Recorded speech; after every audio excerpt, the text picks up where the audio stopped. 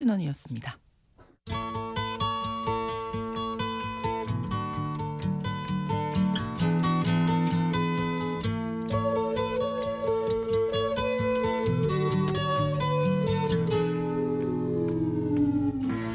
넓은 지구촌의 한 지역 장소를 중심으로 우리가 주목할 이야기 전해드리는 시간입니다. 글로벌 이슈 구정은의 수상한 GPS인데요. 오늘도 구정은 국제전문기자와 함께하겠습니다. 어서 오세요. 안녕하세요. 네, 오늘은 아무래도 필리핀 이야기를. 좀 시끄럽죠. 그렇습니다. 로드리고 두테르테 전 대통령이 전격 체포됐거든요. 네, 그 현지 시간 11일 이제 마닐라에서 필리핀 경찰이 체포해서 네덜란드로 보냈습니다. 네. 네덜란드에 있는 그 국제법정이죠. 국제형사재판소 ICC가 이 체포를 요구를 했고 그걸 받아들인 건데 전직 대통령을 헤이그로 보내서 반인도 범죄 혐의로 수사와 재판을 받게 한다. 이런 것을 필리핀 정부가 이제 동의를 한 거죠. 어떻게 체포가 된 건지 그 과정을 좀 네. 자세히 살펴보죠. 두테르테가 그러니까 지난주 토요일부터 가족과 함께 이제 홍콩을 방문을 했어요. 네. 근데 ICC가 체포영장을 발부한 것이 그 전에 7일이었으니까 그 홍콩 방문하는 동안에도 두테르테 전 대통령 쪽에서 알고 있었습니다. 체포영장 나왔고 뭐 설마 체포됐겠어? 뭐 이런 생각 하지 않았을까 싶기도 한데 근데 아무튼 그날 그래서 11일 날 귀국을 했고 돌아오자마자 귀국 비행기 내리자마자 마닐라 국제공항에서 이제 체포가 됐습니다. 경찰이 기다리고 있었고 체포 가능성이 있다고 하니까 지지자들 조금 일부 나왔었던 것 같고 변호인들도 왔고 잠깐 소동이 벌어졌다고 하는데 억류됐다가 네덜란드 비행기에 태워졌습니다. 체포 당하면서 두테르테 쪽에서는 뭐 나를 구금할 법적인 근거가 없다. 한마디로 필리핀 국내법이 아니다. 이런 얘기를 하면서 항의를 했고 이 변호사들은 뭐 급히 부랴부랴 대법원에다가 국외로 이송하지 못하게 해달라 요청했지만 소용이 없었고 이제 두테르테가 자식이 4명이 있어요. 근데 그중에 이제 3명이 한 부인에게서 난 거고 또 다른 이제 지금 현 부인에게서 낳은 딸이 있는데 베로니카라고 그 딸이 아버지랑 홍콩도 같이 갔다 왔었고 그래서 같이 들어왔겠죠. 그래서 공항에서 그 아버지 영상을 찍어가지고 인스타그램에 올렸는데 이 영상에서 두테르테는 자유를 박탈하는 괜히 자유를 이야기하고 또 내가 무슨 죄를 지었느냐 법적인 근거를 대하면서 반발하는 그 영상도 공개가 됐습니다. 그렇군요. 그러니까 앞서도 말씀해 주셨지만 필리핀 정부가 결국은 이제 두테르테 체포에 협력을 한 셈인 거잖아요. 마르코스 대통령이 공식 입장을 또 밝히기도 했어요. 그 봉봉 마르코스 보통 봉봉이라고 부르는 이 대통령이 심야에 그래서 이제 두테르테 실어 보내고 나서 당연히 파장이 컸기 때문에 기자회견을 했습니다. 그래서 국제형사재판소 쪽에서 이제 두테르테가 마약 단속 명목으로 이제 잔인한 작전을 펼쳐서 수많은 이들을 살해한 것을 국제형사재판소 쪽에서는 반인도 범죄에 해당한다고 보고 있고 그래서 인터폴을 통해서 체포를 명령했다. 그래서 필리핀도 그렇게 전달을 받았다라고 설명을 하면서 필리핀도 인터폴에 협력을 해야 되는 가입국이기 때문에 인터폴의 요청을 받아들여서 두테르테를 체포한 거고 이거는 적법한 거다. 체포 자체는 이렇게 강조를 했습니다. 네. 그런데 지금 두테르테 전 대통령 딸이 부통령이잖아요. 그렇죠. 필리핀에. 이 사이도 좋지 않다고 해서 아무래도 그런 영향도 좀 있지 않았나. 그러니까 그 필리핀이 그 한국과 마찬가지로 이제 80년대 민주화 운동 통해서 이제 장기 집권한 독재 정권 무너뜨렸고 그때 쫓겨난 독재자 마르코스의 아들이 현 대통령 봉봉이잖아요. 공식 이름은 페르디난드 마르코스 주니어. 근데 이제 독재자의 잔당들은 여전히 청산되지 않고 떵떵거리면서 살고 있고 특히 족벌 정치하고 근데 그 족벌 정치를 뚫고서 정치적으로 성공한 사람이 말하자면 두테르테였어요. 그런 것 때문에 또 지지를 받기도 했었고 사실 그 86년에 필리핀 민주화됐는데 그 이후에 대통령들 중에 족벌 가문 출신이 아닌 사람이 딱 2명이에요. 한 명이 조셉 에스트라다라는 사람이 있었는데 이 사람 1998년인가 집권했다가 근데 3년 만에 쫓겨났어요. 족벌 정치가 너무 강하니까. 그렇군요. 그래서 뭐 부패 혐의 있었지만 결국 족벌들 때문이라는 얘기 있었는데 버티지 못했군요. 예, 예. 근데 사실 우리처럼 독재 악몽이 있기 때문에 필리핀도 우리랑 비슷하게 6년 대통령 단임제예요. 근데 이제 두테르테도 그러니까 두 번째로 이제 족벌이 아니면서 집권한 사람이 두테르테였는데 두테르테도 이제 연임을 못하니까 결국은 봉봉을 밀어주는 대신에 그래서 딸인 그 사라 두테르테. 예, 그래서 그 사라가 부통령이 되고 사실은 그 덕에 두테르테 쪽의 지지 때문에 봉봉이 집권할 수 있었던 것도 사실은 사실이죠. 그렇죠. 이렇게 손을 잡았었는데 지금 사이가 안 좋은 거잖아요. 근데 두테르테 쪽에 좀 문제성 인물들이 있었습니다. 뭐 항상 그렇지만 특히 문제가 많았던 게 아폴로 큐볼로라는 목사예요. 필리핀 가톨릭 국가인데 이 사람은 이제 개신교 목사입니다. 두테르테랑 너무 친해서 뭐 두테르테 영적인 조언자 뭐 이렇게 많이 불렀다고 해요. 근데 사실은 목사라고 하지만 뭐 방송 이런 거 운영하던 극우 선동가입니다. 두테르테가 대통령 되기 전에도 뭐 그 방송 나와갖고 마약 전쟁 해야 된다 막 주장하기도 했었고, 근데 이 목사가 그러니까 호가호위를 엄청 많이 했는데 아동 성매매 했다가 필리핀에서도 문제가 되고 이게 또 미국에서도 문제가 됐어요. 미국은 법을 엄벌하잖아요. 그렇죠. 근데 작년 9월에 이 봉봉 집권한 뒤인데 그 당국이 이 목사를 체포를 해버렸습니다. 그러니까 이거 갈라서려는 거 아니냐. 그래서 두테르테 지지자들이 이럴 거면 봉봉 퇴진해라. 사실은 말이 안 되는 요구긴 한데 대통령 퇴진 요구하고 이러면서 동맹이 무너지기 시작한 거예요. 근데 거기다가 그 부통령인 사라가 이제 정부 자금을 거액 이제 유용한 혐의로 조사를 받게 되고, 그렇게 되니까 이제 봉봉 측의 의원들이 국회에서 사라 탄핵하자. 근데 물론 이제 정치적인 동맹은 깨졌고 일단 사라가 부통령으로 지금 남아있긴 합니다. 근데 이미 이제 뭐 동맹 물 건너갔으니까 올 5월 달에 총선이 있어요. 이번에는 두테르테 쪽과 그 봉봉 마르코스 쪽이 지금 뭐 거의 전면전 분위기라고 합니다. 분위기가 아주 안 좋네요. 예. 마르코스 대통령도 이제 뭐 애초에는 두테르테 체포하는 거 협력 안 하겠다 이렇게 계속 얘기를 해왔었는데 이게 어떻게 보면 입장이 그래서 바뀐 거라고 보이는데. 그러니까 두테르테가 자기 집권 시절에 이제 ICC가 문제를 삼으니까 이 국제형사재판소 ICC 설립 규약인 로마 규약 탈퇴해버렸어요. 이제 그리고 봉봉 마르코스도 마찬가지로 나도 재가입할 생각이 없다. 이걸 뭐 그리고 뭐 이 국제법정이 두테르테를 재판하려고 하는 것은 필리핀 주권에 대한 위협이라고까지 했었어요. 특히 취임 1년 만이던 2023년 7월에 국제형사재판소가 두테르테 조사 재개하겠다라고 했을 때는 뭐 마르코스 대통령에 나서서 어떤 형태로든 협력하지 않겠다.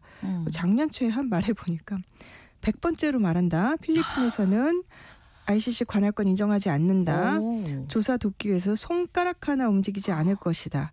작년에도 똑같은 발언을 여러 번 했습니다. 그랬네요. 근데 이제 어느 외국 언론에 표현해 보니까 정치적 방정식이 바뀐 겁니다. 필리핀 정부의 공식 입장이 바뀌었다기보다는 그러니까 사라 부통령 측에서는 자기 아버지를 보낸 거는 이거는 정치적인 탄압이다 이렇게 주장을 합니다만 대통령 쪽에서는 일축하고 있고, 그러면서도 대통령 쪽에서는 로마 규약에 재가입할 생각은 없다. 이번에도 그러면 사실은 마르코스 대통령이 기자회견에서 국제형사재판소가 아니라 계속 인터폴의 요청이라는 걸 강조했어요. 근데 사실 인터폴은 체포를 하기 위한 이제 그런 이제 도구적인 그런 기관이었는데 인터폴이 체포하라고 해서 한 거다. 우리는 인터폴 거기에 협력을 한 거다. 그랬으니까. 근데 지금 뭐 사라 측 그리고 두테르테 원래 측근들 남아있던 의원들이나 뭐 거세게 반발하고 있고 또 사라가 헤이그로 갔거든요. 근데 뭐 가서 할 수 있는 게 뭐 사라 측에서 뭐 많지는 않겠지만 일단 필리핀 내부에서는 정치적인 후폭풍이 뭐 이제 당분간 뭐 계속 되겠죠. 총선이 있어서 더더군다나 아주 불안정한 상황이 계속될 것 같은데요. ICC가 반인도 범죄로 이제 재판을 하는 거잖아요. 구체적인 혐의는 어떤 겁니까? 두테르테가 올해 79살입니다. 근데 남부 도시 그 다바오라는 곳의 시장을 거쳐서 시장한 다음에 바로 이제 대통령이 됐는데, 근데 다바오 시장 시절부터 사실은 그 전에 뭐 부시장하고 이럴 때부터 오래전부터 마약 범죄와 전쟁하겠다 그러면서 대대적으로 단속 작전을 했었어요. 근데 이게 단속이라는 게 범죄 혐의가 있는 사람들을 잡아다가 조사하고 재판하고 유죄 판결해서 감옥에 보내는 게 정상적인 절차인데 네. 재판도 없이 범죄자다. 범죄 조직원이다. 뭐 그중엔 진짜 범죄 조직원들도 있을 거고 사실 그중에는 뭐 지나가다가 뭐 사실 총 맞은 사람도 정말로 많이 있었어요. 왜냐하면 이런 사람들을 대대적으로 잡아가두고 고문하고 뭐 이걸 넘어서서 거리에서 다 그냥 사살해버리고 도주한다? 총쏴 이런 식으로 경찰이 나중에 조사한 통계로만 이 마약 전쟁 과정에서 사망한 사람이 6천 명이 넘고요.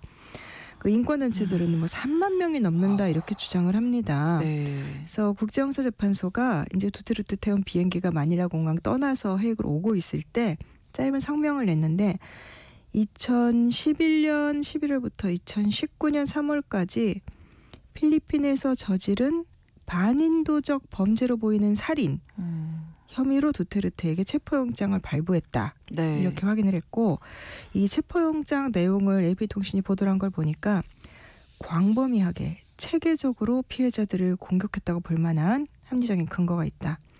몇 년에 걸쳐서 공격을 했고 수천 명이 사망했다. 이거를 시민들에 대한 공격으로 본 겁니다. 범죄자들도 시민으로서의 권리는 있잖아요. 네. 그래서 인콰이어러 같은 뭐 이제 현지 언론들 보도를 찾아보니까 두테르테가 체포됐다고 하니까 이제 마닐라 거리에서 뭐 수천 명이 모여서 환호하는 집회를 하기도 했대요. 그래서 경찰에 살해당한 사람들의 가족이나 지인들 정의가 실현되기를 이 날을 오랫동안 기다려왔다. 그리고 또 불법 살인에 연루됐던 경찰 고위층 그 두테르테 범죄에 가담한 지금도 목소리 키우고 있는 그 정치인들 다 처벌해야 한다 이렇게 얘기를 했다고 합니다. 네, 그러니까 오랜 시간이 걸렸어요. 체포할 때까지. ICC가 좀 계속 봐왔던 것 같은데. 오래됐죠. 예. 이 ICC가 두테르테 범죄에 주목하기 시작한 게 2017년입니다. 네. 그 두테르테 정치적 근거지인 그 다바오라는 곳에 다바오 데스 스쿼드 이거 무슨 영화 같죠? 네. DDS라고 한 다바오 데스 뭐 이름도 무섭네요. 살인단이라고 네. 해야 되나? 예, 이런 게 있었어요. 근데 원래는 그 옛날 독재 정권 시절에 국가 경찰에 뿌리를 둔 조직입니다. 근데 비밀스럽다고 하지만 사실 공공연한 살인 부대니까 정식 명칭이 이런 게 아니라 특정 경찰 부대 이름을 이렇게 사람들이 부르는 거고 이게 거의 공식 이름처럼 되어버렸어요. 네. 그러니까 범죄 조직원들 뭐 길거리에서 마약 거래하는 사람들 뿐만이 아니라 뭐 노숙자 우리도 옛날에 뭐 불황화 단속 막 이런 얘기 있었잖아요. 맞아요. 국어라는 애들까지. 뭐 재판도 없이 수틀리면 길에서 사살하고 1990년대 후반부터 한 2000년대 한 중반까지 한 10년 동안의 기록을 보니까 1000명이 넘게 그런 식으로 살해를 한 거예요. 초법적인 살인이죠. 그러네요. 근데 여기에 그 소속돼 있었던 한 사람이 일종의 양심 선언을 해요. 2017년에 네. 내가 그 데스 스쿼드의 일원이었다. 근데 이제 그 두테르테가 이 조직을 만든 건 아니었지만 부시장하고 시장하고 하면서 계속해서 이 조직을 활용했던 건 그랬겠죠. 맞아요. 마약 네. 단속한다면서. 네. 근데 그래서 이 양심 선언한 사람의 변호사가 그 네. 국제형사재판소에다가 두테르테와 그 측근들 합해서 이제 11명 고발장을 낸 겁니다. 이제 그러면서 이 두테르테 쪽에 이런 행위에 항의를 해왔던 의원들도 이제 같이 수사를 촉구했고 네. 그랬더니 그 다음 해 2018년에 두테르테 정부가 우리가 알아서 조사하겠다. 자기가 주범이었는데 우리가 알아서 조사할 거니까 이제 ICC는 건드리지 마라. 그리고 우리 뭐 조사하면은 탈퇴하겠다. 이제 그러면서 뭐 다음 해 결국은 탈퇴를 실제로 해버렸던 겁니다. 네. 자, 그때부터 이제 관할권이 있냐 없냐를 두고 필리핀 정부와 ICC가 공방이 계속됐던 걸 텐데요. 예, 네. 그래서 그러니까 ICC 쪽에서는 필리핀이 그 협약 탈퇴하기 전인 2019년까지 3월까지 발생한 범죄는 우리가 계속 관할권이 있다라고 반박을 했고 네. 그러면서 그랬더니 뭐 두테르테 정부가 그 ICC 검사들 필리핀 오면은 체포해버리겠다 역으로 이렇게도 얘기를 하고 그렇군요. 당시 그 형사재판소 수석검사에 대해서는 뭐 입국 금지시키고 근데 이제 나중에 2021년에 그 형사재판소의 수석검사가 되게 중요한데 네. 그때 영국 출신의 그 카린 칸이라는 인권 변호사가 국제형사재판소 수석검사가 됐어요. 그래서 이제 필리핀 정부가 또 수사 재개될 것 같으니까 네. 협조하지 않겠다 계속 그랬는데 이때 필리핀 대법원 쪽에서 오히려 두테르테 쪽에 일격을 가한 거예요. 대통령이 상원의 동의도 없이 국제협약에서 그렇게 마음대로 탈퇴할 수는 없다. 그리고 로마 규정에서 만약 규약에서 탈퇴를 했다고 하더라도 네. 형사재판소 관할권은 일단 인정을 하고 절차에 협조할 의무가 있다라고 오히려 그렇게 결정을 해버립니다. 네네. 근데 그래도 결국은 필리핀 정부가 이렇게 물리적으로 조사관들 입국을 못하게 하면 조사를 할 수가 없잖아요. 그렇죠. 이제 그랬는데 이제 그 국제형사재판소에는 원래 정식 재판전에 뭐 예비 재판이랑 복잡한 절차들이 있습니다. 근데 필리핀이 그 모든 절차에 엄청나게 항의하면서 조사를 막 막고 했는데 네. 이제 결국은 이거를 계속해서 국제적으로 이슈가 되는 걸 막을 수가 없었고 특히 이 데스 스쿼드라는 좀 충격적이잖아요. 그 살인부대. 네. 이런 문제 필리핀 사람들은 뭐 다 알고 있었던 거겠지만 더 이상 덮어둘 수가 없는 상황이 돼버리니까 네. 작년 11월에는 하원에서 결국은 청문회를 했습니다. 필리핀 내부에서도 그리고 이제 두테르테가 이제는 죽은 권력이 돼버린 것 같고 영향도 그러네요. 있겠죠. 이제 그렇게 되니까 청문회가 열렸고 거기에 또 두테르테가 뭐 출석하기도 했었어요. 근데 두테르테는 계속해서 뭐 나는 대통령으로서 뭐 시장으로 필요하다. 대통령으로서 예, 공권력을 행사한 거다라고 주장을 얘기하겠죠. 했죠. 앞으로 어떤 절차가 그럼 남아 있나요? 어떻게 되는 앞으로 건지. 조사받고 재판받고 네. 갈 길이 굉장히 멉니다. 네. 이게 국제법정의 재판 절차 항상 지연된 정의 너무 그렇죠. 오래 걸린다 항상 그 문제가 얘기되는데 네네. 이제 두테르테는 이제 막 체포된 거고 그러니까 엄청난 법정 공방이 벌어질 거예요. 네. 근데 앞으로 어떻게 될지 그리고 또 이게 국제형사재판소 사건에 이제 관심 쏠리는 게 다른 팔레스타인이나 우크라이나에서 그렇죠. 벌어진 전쟁 범죄라도 관련된 거여서 네. 오늘은 이제 필리핀 쪽의 상황을 소개를 해드렸고 네. 다음 주에 이어서 헤이그로 넘어가서 본격적으로 형사재판소 이야기를 좀 소개를 해보도록 하겠습니다. 다음 주 기대하겠습니다. 네. 구정은 국제전문기자와 함께했습니다. 고맙습니다. 감사합니다. 카트리나 앤 더 웨이브스의 Love Shine a Light 전해드리면서 신성원의 오늘 세계는 마치겠습니다. 다음 주 월요일에 다시 뵙겠습니다. 고맙습니다. Love shine a light in every corner of my heart. Let the